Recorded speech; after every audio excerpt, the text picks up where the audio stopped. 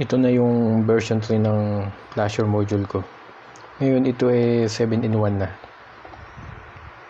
Mas malaki to kaysa sa dati. Yan, kung mapapansin, ganyan na. Tapos ginawa ko mga connector. Ito, tapos ito mga indicator para mas madaling mag-install sa mag-troubleshoot kung ano yung problema.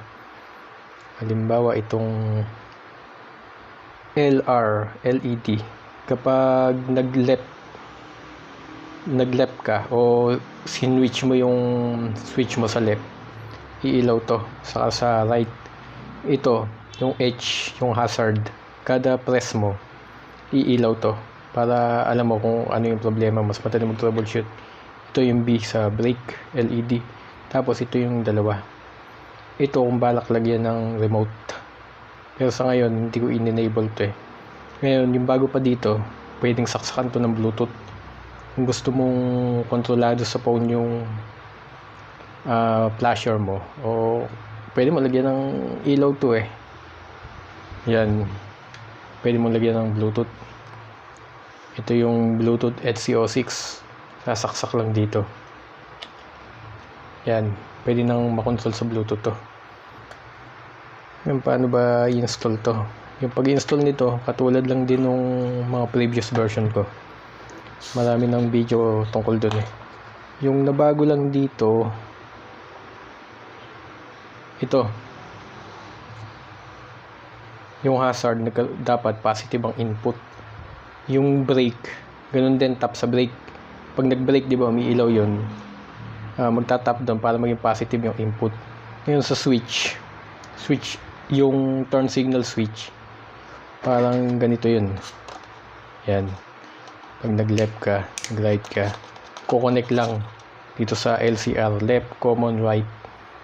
Tapos yung output, ito yung magta-tap doon sa left and right flasher. Okay. So itatry ko. So may mga indicator dyan nakalagay. Ito yan, 12 volts. Tapos ground.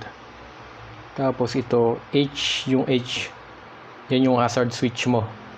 Ito. Yan yung kasama nito. Tapos yung B, yan yung brake. Yung tap sa brake, ito. Yun yung ilalagay dyan.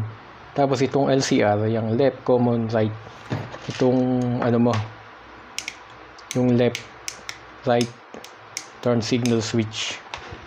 Tapos syempre itong out 1 saka 2, ito yung sa left and right tap sa signal light. Okay, yung pag-i-install nito dapat syempre katulad sa mga previous video, paghihiwalayin yung ano, tatanggalin mo yung connection dun sa may urig na flasher relay. Tapos ito na yung magiging kapalit, magiging ganyan. Ngayon kung sa mga details, maraming video dun para sa click, sa Mio, sa MXI, saka sa i125, meron dun. Yung pare-parehas lang naman eh. Kung mag-i-install, panoorin mo na yun. Sa Yamaha halos pare-pareho kung paano i-install. Sa click, sa Honda ganun din. Okay, yung pagtetest, bigyan natin ng supply.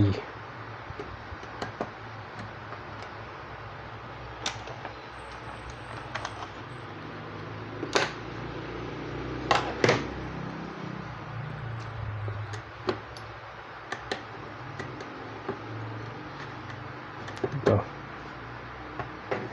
Tapos yung ground.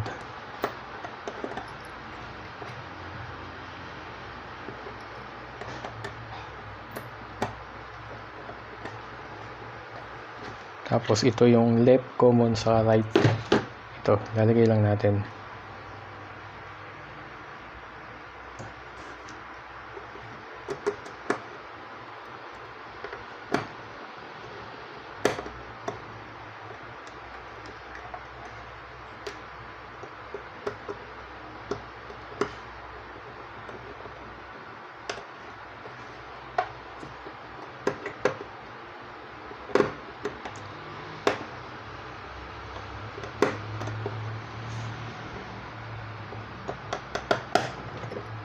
Okay. Lalagyan ko ng supply.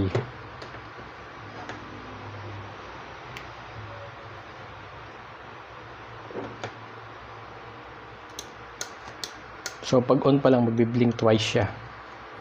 Yung testing natin yung left. Yan. Kung makikita nyo ito, nakailaw to, ibig sabihin nag-press tayo ng switch sa turn signal. Tapos makikita natin ito, yung LED na to, may ilaw, nakakonect siya dito sa relay sa output. Kaya kapag itinap natin to, iilaw na to kung alin man dito. Yan, magra-right tayo. Yan, pag naka-off, off din yan. Pag on natin, nakailaw yan.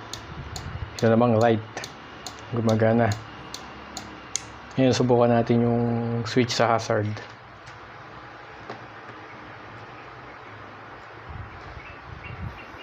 Kung susundan natin ang diagram, yan lang. Maglalagay tayo ng positive sa hazard. So, sinimulate natin yung switch. Ayan. Yan yung mga mode. Ito, hazard to. Testing natin yung switch. O, ayan. Gumana yung right. Gumana yung left. Ayan. Ito iba pa. Ayan. Yung wigwag. Ito yung blinker. So, test natin. Bawa nag-left signal tayo. Ayun.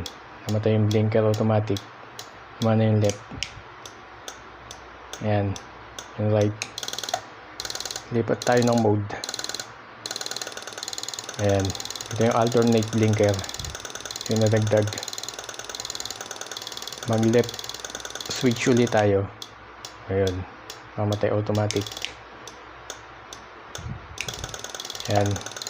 Sa pang mode, ito yung dual contact na tinatawag. Naka-on lahat ng ilaw pag nag-left.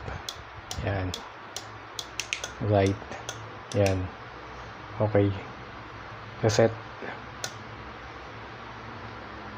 Ngayon, kung mapapansin nyo, kada press natin ng switch, ito yun, ito yung nire-represent itong hawak ko. May ilaw to. Itong H. Kaya alam natin kung may problema kasi may indicator dito. So press natin yan. Yun, nakita nyo, umilaw yun. Press ulit natin. Umilaw, nagpalit, di ba? Yan. Tapos, itong switch na to, ito, kapag nilong press, laging magre-reset sa una. Yan. Laging mamamatay. Tapos yan, normal na yung flasher. Okay. Ngayon, lagyan natin ng Bluetooth.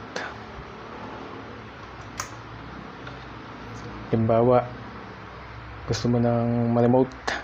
Ito, HCO6 to. Isasalpak lang dito. Ngayon, para magkasya to sa box, ito, binabaloktot to. Para maging 90 degree. Tapos, ipe-press mo ng ganyan. Ito, pang test lang naman, kaya nakaganyan. Yan. So, on. Yun, nagbi-blink na yung Bluetooth. Ngayon, magpe-pair tayo.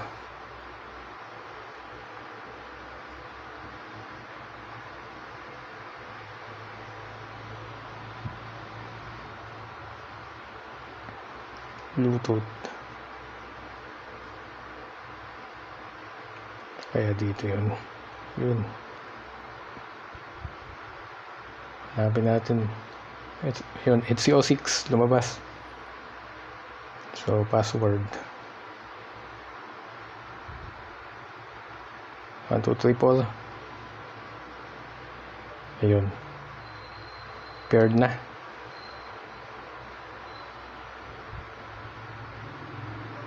Tingnan natin. Pair ba?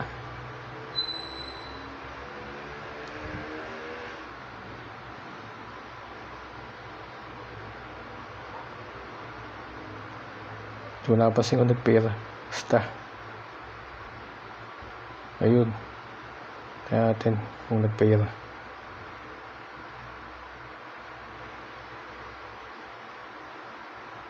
Ito. Ito yung up ko sa same lang sila ng command. Up ko to sa running light natin. Ayan.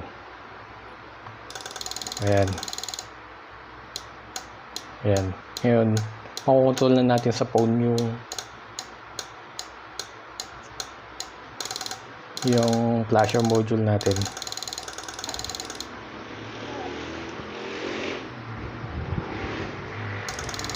Ayan. Okay lang. Yun.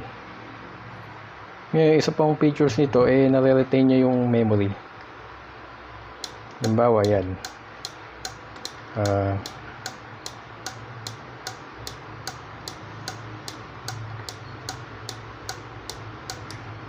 Yan, nakawigwag ka. Pinatay mo yung motor. Yan. Pagbuhay mo ng motor, yan, nakawigwag pa rin yan. Okay. So ito yung mga bagong features nitong latest version, itong version 3 ng flasher module.